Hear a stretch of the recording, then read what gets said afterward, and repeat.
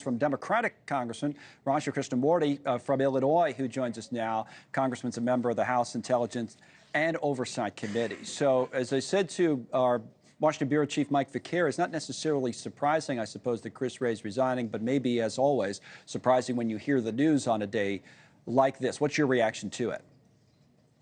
I think it's very troubling. I think that your previous commentator who said that Mr. Wray, who was chosen by Trump, is eminently qualified for this position, and she's not sure about the qualifications of Mr. Patel are on the mark.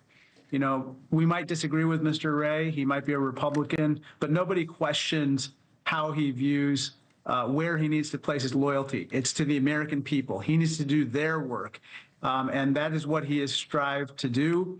On the other hand, it appears that Mr. Trump has chosen Kash Patel because Mr. Patel will do the work of Donald Trump, and that is very dangerous. So, yeah, as I said, the Trump statement literally says, in his words, that Kash is the most qualified nominee to lead the FBI in the history of the Bureau. He says the agency's history. That's his statement. That's what he said about Patel. Thoughts? I respectfully disagree with Mr. Trump. Look, at the end of the day, the incoming president gets to decide his team.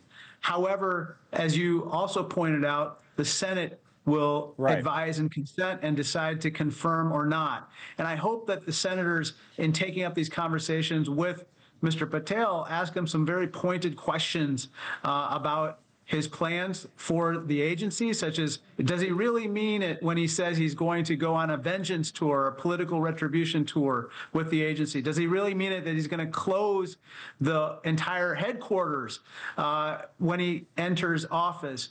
These are important questions. Would they be disqualifying?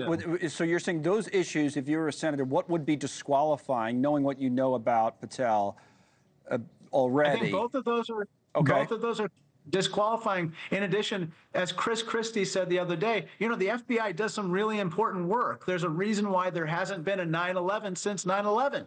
It's in part because the FBI has been protecting the homeland. And when you have a guy who comes in and who says he's going to prioritize taking political vengeance and retribution on Donald Trump's enemies, as opposed to protecting the homeland, protecting us from terrorists, protecting us against the bad guys, guess who wins? It's the bad guys. They are cheering for nominations like this. So that's not what we need right now. And to that point, doesn't a lot of that work currently, it doesn't mean it can't happen somewhere else, but doesn't a lot of that work happen at FBI headquarters, that coordination work for protecting the homeland?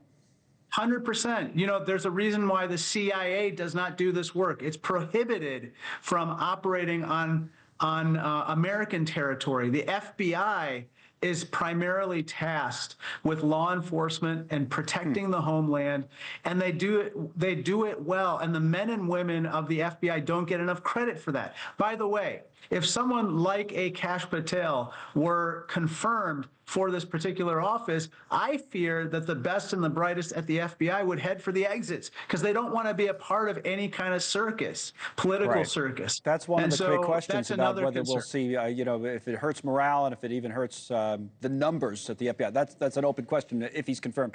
Final thing for you, Congressman, as a Democratic member of Congress, what would you say about the legacy of Chris Wray, appointed by a Republican president, Donald Trump, more than 7 years ago as FBI director? You might agree or disagree with him, but you could never disagree with one thing, and that's he's a patriot, okay?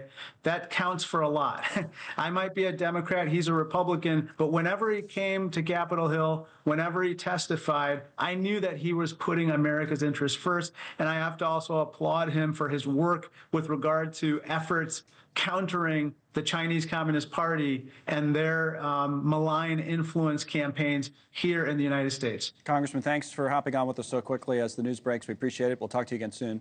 Thanks so much for watching. Just go to joinnn.com to find NewsNation on your television provider. And don't forget to click the red subscribe button below to get more of NewsNation's fact-driven, unbiased coverage.